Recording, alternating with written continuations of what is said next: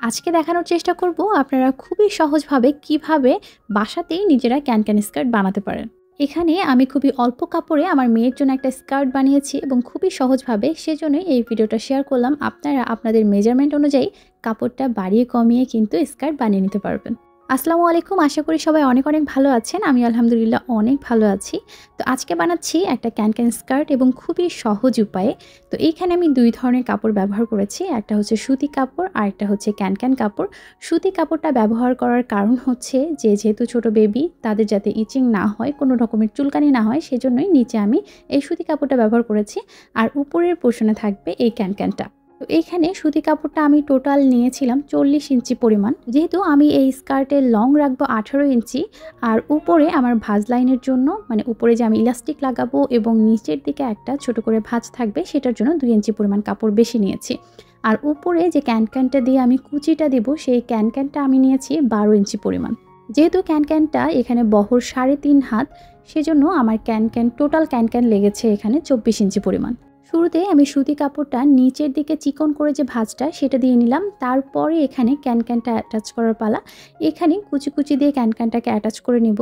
যদি কেউ অনেক বেশি কুচি চান, তাহলে কিন্তু অবশ্যই আপনাদের ক্যানের যে কাপড়টা সেটাকে একটু বেশি পরিমাণে ব্যবহার করতে হবে। কুচির পরিমাণ বেশি চাইলে এখানে কিন্তু আপনাকে ক্যানটা, এখানে যেমন আমি 1 পার্ট নিয়েছি, আপনারা ডাবল পার্ট জোড়া দিয়ে কিন্তু এখানে কুচির পরিমাণটা বাড়িয়ে নিতে পারবেন। তো আমার এখানে ক্যানটা কিন্তু অ্যাটাচ করা শেষ। তারপর এখন আমি যে স্কার্টের যে 2টা পার্ট সেটা কিন্তু একসাথে জুড়ে দিচ্ছি, মানে সাইডগুলো সেলাই করে দিচ্ছি। স্কার্টের সামনের এবং পেছনের যে পার্টটা, সেটা সাইডগুলো সেলাই করে নেওয়ার পরে মোটামুটি স্কার্টটা রেডি হয়ে যাবে।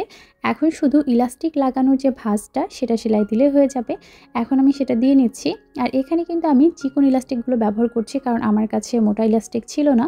তো এইখানে যেহেতু আমি চিকন ইলাস্টিক ব্যবহার করেছি, সেজন্যই আমি এখানে 2টো ইলাস্টিক ব্যবহার করেছি। আর এখন একটা সেফটি পিনের সাহায্যে ইলাস্টিকগুলো একে একে এখানে লাগিয়ে নিচ্ছি। আর এটা করা হলেই কিন্তু আমার স্কার্টটা একদমই রেডি হয়ে যাবে। তো আমার সব কাজ মোটামুটি শেষ, আর এটা হচ্ছে আমার স্কার্টের ফাইনাল লুক। এই ওয়েতে আপনি যদি স্কার্ট বানান, তাহলে কিন্তু একদম সহজভাবে স্কার্ট তৈরি করতে পারবেন এবং কাপড়ও অনেক কম লাগবে। আর ক্যানটা যেহেতু একটু শক্ত টাইপের কাপড় হয়, সেজন্য কিন্তু ক্যানটা যে কোনো ড্রেসের নিচে যদি এই স্কার্টটা পরা হয়, তাহলে কিন্তু সেই ড্রেসটা অনেক বেশি ফুলে থাকে এবং দেখতেও কিন্তু অনেক বেশি সুন্দর লাগে। এই স্কার্টটা বানাতে ক্যানের কাপড়টা কিন্তু আমার অনেক কম লেগেছে, যার ফলে খরচটাও কিন্তু অনেক কম হয়েছে। মাত্র 130 কি 35 টাকার মতো এই স্কার্টটা বানাতে খরচ হয়েছে সব মিলে। ইনশাল্লাহ এই স্কার্টটা আমার মেয়ে অনেকগুলো ড্রেসের সঙ্গে পরতে পারবে। আর আপনারা যদি আরও বেশি ঘের চান বা আরও বেশি ফুলে থাকে এরকম চান, তাহলে আরেকটু বেশি পরিমাণে ক্যান ব্যবহার করে কিন্তু স্কার্টটা বানিয়ে নিতে পারবেন। সবাই অনেক অনেক ভালো থাকবেন। আজকের মতো বিদায় নিচ্ছি। আল্লাহ হাফেজ।